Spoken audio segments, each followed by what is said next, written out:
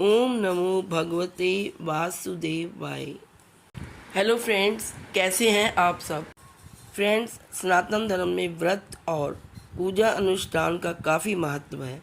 खासकर एकादशी के व्रत का खास महत्व है। एकादशी के दिन भगवान विष्णु की पूजा की जाती है। कहते हैं कि एकादशी का व्रत और इस दिन भगवान विष्णु की आराधना से हर मनोकामना पूर्ण होती है। श्रावण मास में बहुत ही खास एकादशी आने वाली है, जो विष्णु भक्तों के लिए बहुत ही खास होने वाली है। इसे परमा एकादशी कहते हैं। आइए जानते हैं कब है परमा एकादशी। श्रावण मास की दूसरी एकादशी इस बार शनिवार 12 अगस्त को होगी। इसे ही परमा एकादशी के नाम से जाना जाता है। इस एकादशी को कमला एकादशी या फिर पुरुषोत्तमी एकादशी भी कहते हैं। वैसे तो एकादशी का दिन भगवान विष्णु को प्रसन्न करने का सबसे अच्छा दिन माना जाता है, लेकिन परमा एकादशी के दिन व्रत और भगवान विष्णु की आराधना कई गुना फलदायी होती है। आइए अब जानते हैं परमा एकादशी की तिथि और व्रत का पारण। श्रावण मास के शुक्ल पक्ष की एकादशी तिथि का प्रारंभ शुक्रवार 11 अगस्त को सुबह 5:06 को शुरू हो जाएगा, जबकि इसका समापन 12 अगस्त सुबह 6:31 पर होगा। ऐसे में परमा एकादशी का व्रत 12 अगस्त शनिवार को रखा जाएगा, जबकि व्रत का पारण रविवार 13 अगस्त को सुबह 8:19 से लेकर 9:49 तक होगा। आइए जानते हैं खास क्यों है ये परमा एकादशी तिथि। इस व्रत को धन के देवता कुबेर ने भी किया था और इस व्रत से प्रसन्न होकर भगवान शिव ने उन्हें धन का राजा बना दिया था। वहीं इसी व्रत के माध्यम से ही राजा हरिश्चंद्र को पुत्र, स्त्री और राज्य की प्राप्ति हुई थी। ऐसी मान्यता है कि इस व्रत के दौरान 5 दिन तक स्वर्णदान, विद्यादान, अन्नदान, भूमिदान और गोदान करना चाहिए। ऐसा करने से व्यक्ति को देवी लक्ष्मी का आशीर्वाद प्राप्त होता है और उसे धन की कोई कमी नहीं रहती। मान्यता है कि परमा एकादशी का जो व्रत होता है उस व्रत को करने से धन धान्य की प्राप्ति होती है। इस व्रत को करने और इसकी कथा का वाचन करने से धन से जुड़े हर संकट दूर हो जाते हैं। यदि कोई व्यक्ति किसी कारण से यह व्रत नहीं कर पाता तो केवल कथा सुनने मात्र से ही उसकी दरिद्रता दूर हो जाती है। अधिक मास को पुरुषोत्तम मास भी कहा जाता है और परम एकादशी के व्रत से मनुष्य को भगवान विष्णु का विशेष आशीर्वाद प्राप्त होता है।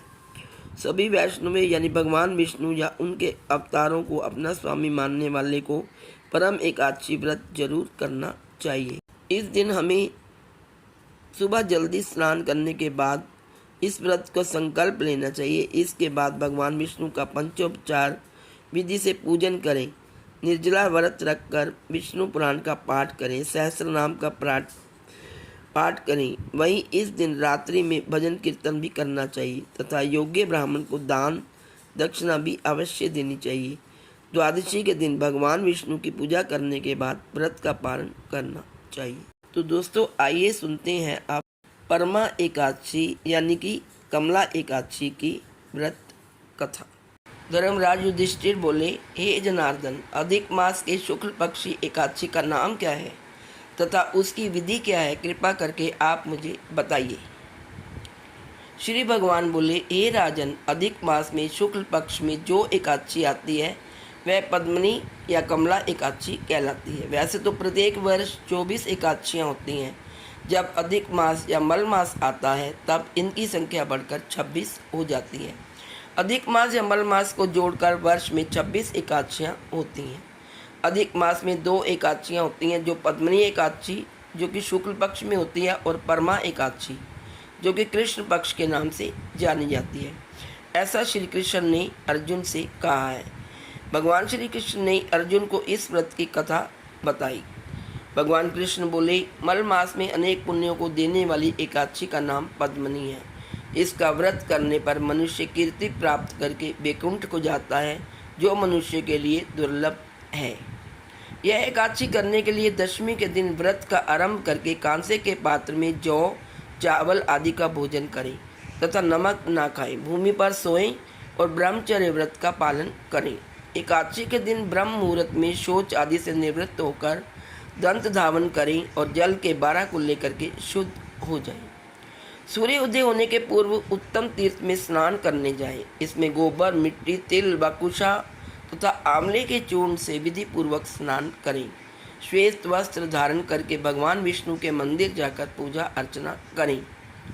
हे मुनिवर, पूर्व काल में त्रेता युग में अय्य नाम का राजा था। उसके वंश में कृतवीर्य नाम का राजा महिष्मतीपुरी में राज्य करता था। उस राजा की 1000 परम प्रिय स्त्रियां थीं, परंतु उनमें से किसी को भी पुत्र प्राप्त नहीं हुआ था जो कि उनके राज्य भार को संभाल सके। देवता, पितृ, सिद्ध और अनेक चिकित्सकों आदि से राजा ने पुत्र प्राप्ति के लिए बहुत से प्रयत्न किए, लेकिन सब असफल रहे। तब राजा ने तपस्या करने का निश्चय किया। महाराज के साथ उनकी परम प्रिय रानी, जो इक्ष्वाकु वंश में उत्पन्न हुए राजा हरिश्चंद्र की पद्मिनी नाम वाली कन्या थी, राजा के साथ वन में जाने को तैयार हो गई।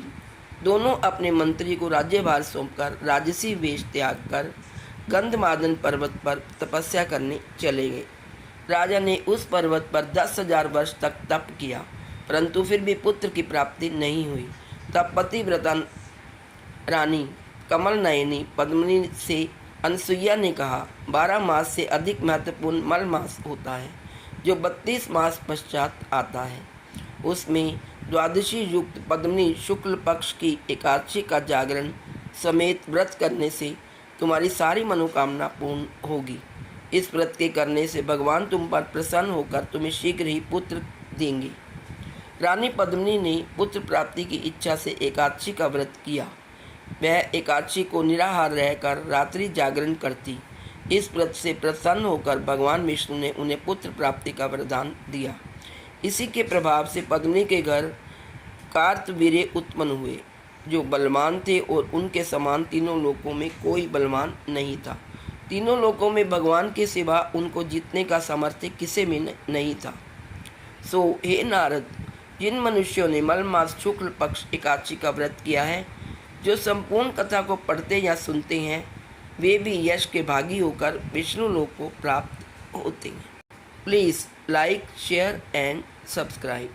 Thank you.